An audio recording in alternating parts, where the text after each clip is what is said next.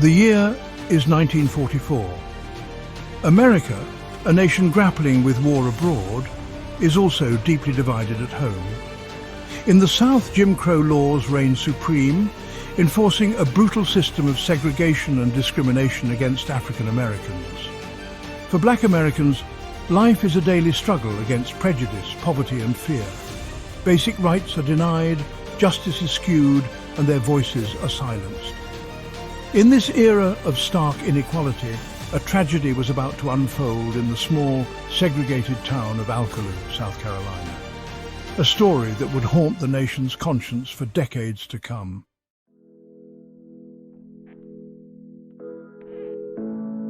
Alcaloo, South Carolina, was a town sharply divided by race. On one side of the tracks lived the white community, enjoying the privileges and protections of the time. On the other side, black families resided in the shadow of the town's cotton gin, their lives circumscribed by segregation. It was in this environment, where racial tensions simmered beneath the surface, that 14-year-old George Stinney Jr. found himself at the center of a horrifying crime. George, a black youth, was small for his age, a shy and quiet boy who loved to draw and play with his siblings. Little did they know that their world was about to be shattered by an accusation, a trial, and a verdict that would shake the very foundations of justice.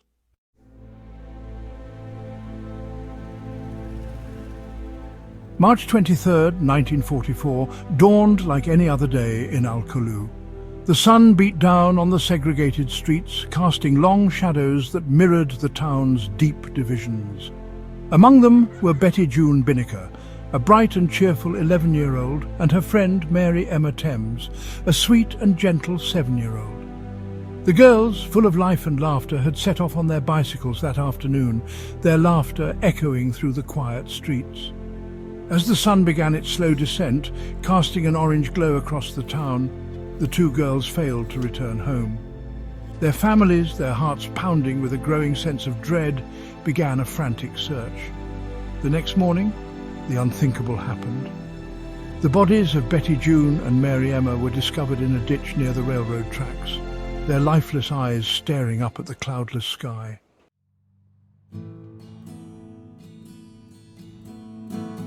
The brutal murder of the two young girls sent shockwaves through Alcaloo, shattering the fragile peace and igniting a firestorm of fear and anger. The white community, consumed by grief and outrage, demanded swift and decisive action. The search for a culprit began, and the gaze of suspicion quickly fell upon the black community. Rumors and whispers, fueled by racial prejudice and fear, began to circulate through the town.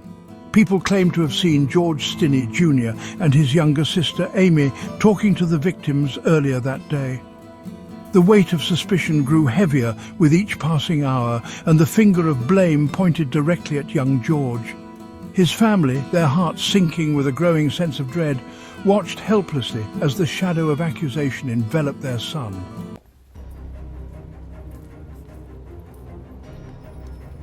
Fear and prejudice, a toxic combination, had poisoned the minds of many in Alcaloo. George Stinney Jr., a shy and unassuming 14-year-old, became an easy target for their misplaced rage. Without a shred of physical evidence and fueled by nothing more than unfounded rumors and racial bias, the police descended upon the Stinney home. George Stinney Jr., you're under arrest. Two white law enforcement officers, their faces grim and resolute, arrived at the Stinney home, their presence casting a dark shadow over the small wooden structure. George's parents, their voices trembling with a mixture of fear and indignation, watched helplessly as their son was taken away. George, small for his age and overwhelmed by the gravity of the situation, was separated from his family and interrogated for hours without the presence of a lawyer or his parents.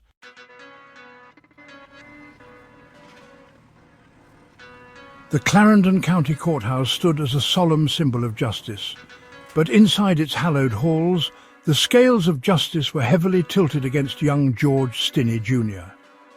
The courtroom, filled with the whispers of the townspeople, crackled with an undercurrent of racial tension. Order in the court.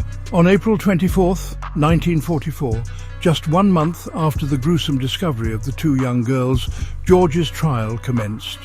The speed at which the wheels of justice turned was as shocking as it was unjust. George, a child thrust into the heart of a legal system designed to disadvantage him, faced a jury of his peers, or so the law claimed. The reality was far more sinister.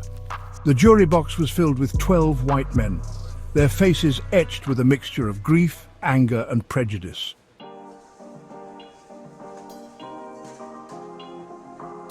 George's court-appointed attorney, Charles Plowden, a local tax commissioner seeking higher political office, seemed more interested in a swift trial than in mounting a vigorous defence. Plowden, a white man in a segregated South, failed to call any witnesses on George's behalf, neglecting to challenge the prosecution's flimsy case. We rest our case, Your Honor. The prosecution's case hinged on a single, chilling piece of evidence: an alleged confession coerced from George during his interrogation. No written confession ever surfaced, and no record existed of what was said during those harrowing hours of questioning. The officer's word, fueled by racial bias and the desire for a quick conviction, was deemed sufficient.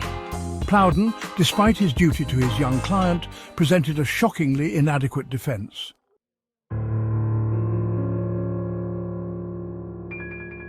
The verdict a rush to condemn. The trial, if one could even call it that, lasted a mere 2 hours. The prosecution presented its case relying heavily on the alleged confession and the prevailing racial prejudices of the time. The defence, if it could even be called that, offered little resistance. The jury of 12 white men deliberated for a mere 10 minutes, a shockingly short amount of time, to consider a case involving the life of a 14-year-old boy. Their verdict, delivered with a swiftness that spoke volumes about their preconceived notions, sent shockwaves through the courtroom. George, his young face etched with a mixture of fear, confusion, and perhaps even a glimmer of understanding, was found guilty of first-degree murder.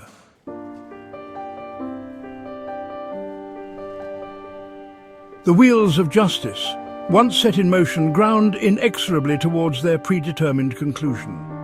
George Stinney Jr., a child condemned by a system steeped in racial prejudice, was granted no reprieve, no stay of execution. His fate, sealed by a flawed trial and a jury blinded by racial bias, was a chilling testament to the brutality of Jim Crow justice. Appeals for clemency, based on George's age and the lack of concrete evidence, fell on deaf ears. The governor of South Carolina, Olin D. Johnston, refused to intervene, his silence speaking volumes about the political climate of the time. The machinery of death, fueled by hatred and indifference, churned on.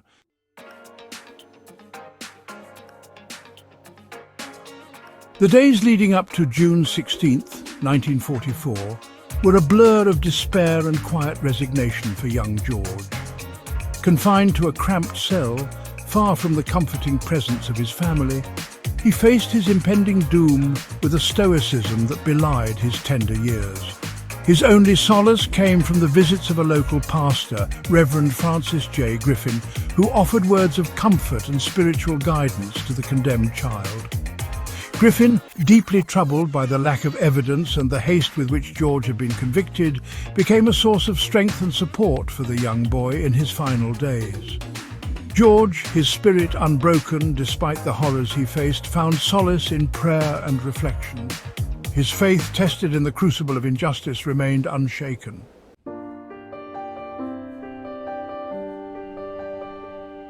June 16th, 1944. The day innocents died. Inside the walls of the state penitentiary, preparations for the execution were underway. The electric chair, a chilling symbol of state-sanctioned death, awaited its victim. George, his small frame dwarfed by the prison garb he wore, ate a breakfast of grits and toast, his last meal in a world that had shown him little kindness. Reverend Griffin, his face etched with sorrow, offered words of comfort and prayed with the condemned child, their voices a low murmur in the cold, sterile cell. The air crackled with unspoken tension, the guards' faces betraying a mixture of apprehension and grim determination.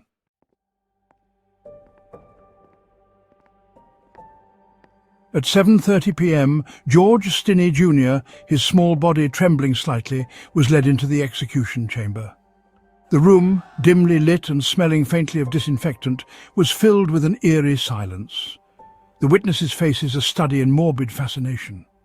The air crackled with unspoken tension as George was strapped into the electric chair, his small frame dwarfed by the imposing apparatus of death. The executioner, his face hidden behind a leather hood, secured the electrodes to George's head and leg, the metallic clang of the straps echoing through the silent chamber. A leather mask, designed to conceal the condemned's final expressions of agony, was placed over George's face, but it was too large, slipping down and exposing his youthful features to the horrified gaze of the witnesses. The switch was thrown, and a surge of electricity coursed through George's small body. The witnesses gasped as the boy's body convulsed violently against the restraints, the oversized mask falling away to reveal his contorted features frozen in a silent scream.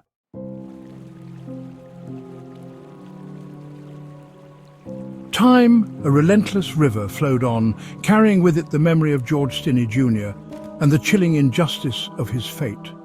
The years turned into decades, and the segregated South, its grip on justice gradually loosening, began to confront the sins of its past. The civil rights movement, a testament to the enduring human spirit, had shattered the legal foundations of segregation, but the scars of racial prejudice remained deeply etched into the fabric of American society. In the quiet town of Alcaloo, South Carolina, where the echoes of George's trial and execution still lingered in the air, whispers of doubt began to circulate. The official narrative, the one that had condemned a 14-year-old boy to the electric chair, began to unravel as memories resurfaced and long-buried truths clawed their way into the light. George's siblings, their childhoods forever marked by the trauma of his wrongful conviction and execution, never wavered in their belief in his innocence. A quest for justice ignited. The whispers of doubt, fueled by the Stinney family's unwavering pursuit of justice, grew louder with each passing year. Civil rights activists, lawyers and journalists, their consciences stirred by the sheer injustice of George's fate, joined the fight to clear his name. The quest for justice, once a solitary struggle waged by a grieving family, had become a collective endeavor, a testament to the enduring power of truth and the importance of righting historical wrongs. Lawyers working pro bono pored over the scant records of George's trial, uncovering a litany of legal errors and prosecutorial misconduct. The alleged confession, the cornerstone of the prosecution's case, was revealed to be highly suspect. Coerced from a terrified child who had been denied access to legal counsel and subjected to hours of intense interrogation. Exoneration, a bittersweet victory. The fight for justice, waged over decades by those who refused to let the memory of George Stinney Jr. fade into obscurity, culminated in a historic legal victory. In December 2014, 70 years after George's wrongful conviction and execution, a South Carolina judge vacated his conviction, ruling that he had been denied due process and that his trial had been fundamentally unfair. The courtroom, packed with members of the Stinney family, lawyers, activists and journalists, erupted in applause as Judge Carmen Mullen read her decision. Tears of joy and relief streamed down the faces of George's siblings, their decades-long struggle for justice finally coming to an end. Judge Mullen, in her ruling, acknowledged the systemic racism that had infected every aspect of George's trial, from his arrest and interrogation to his prosecution and conviction. She condemned the state for its fundamental constitutional violation of due process and for inflicting a great and fundamental injustice upon a 14-year-old boy. A legacy of injustice, a beacon of hope. The tragic tale of George Stinney Jr. stands as a chilling reminder of the darkest chapters of American history, a stark testament to the corrosive power of racial prejudice and the fragility of justice when confronted with bigotry and fear. George's story, though rooted in a time of segregation and overt discrimination, carries with it a timeless message, a message that resonates deeply in a world still grappling with the legacy of racial injustice. George's exoneration, while a resounding victory for his family and a testament to the enduring pursuit of justice, could not erase the horrific injustice he suffered.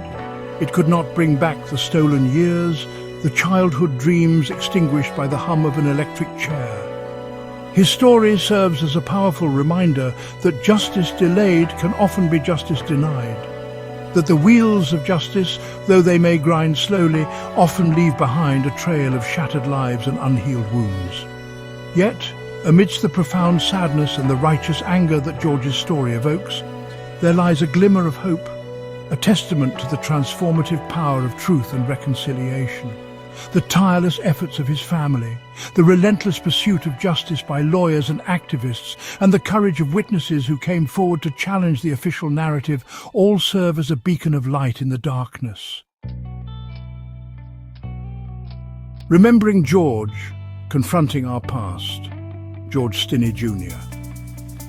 His story is not just a relic of a bygone era, a distant echo of a time when racial injustice was enshrined in law and enforced with impunity.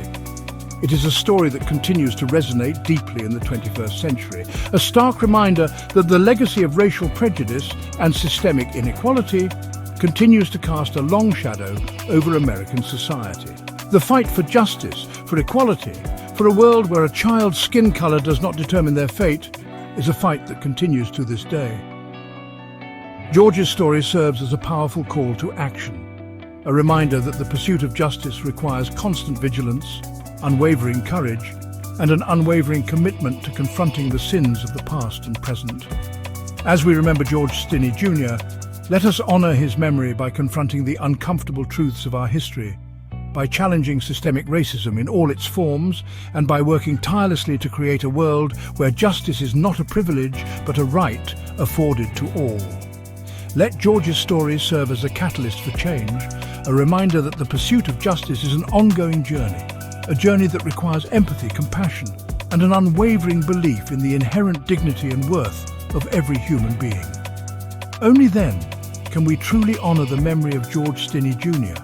and ensure that such a tragic miscarriage of justice never happens again.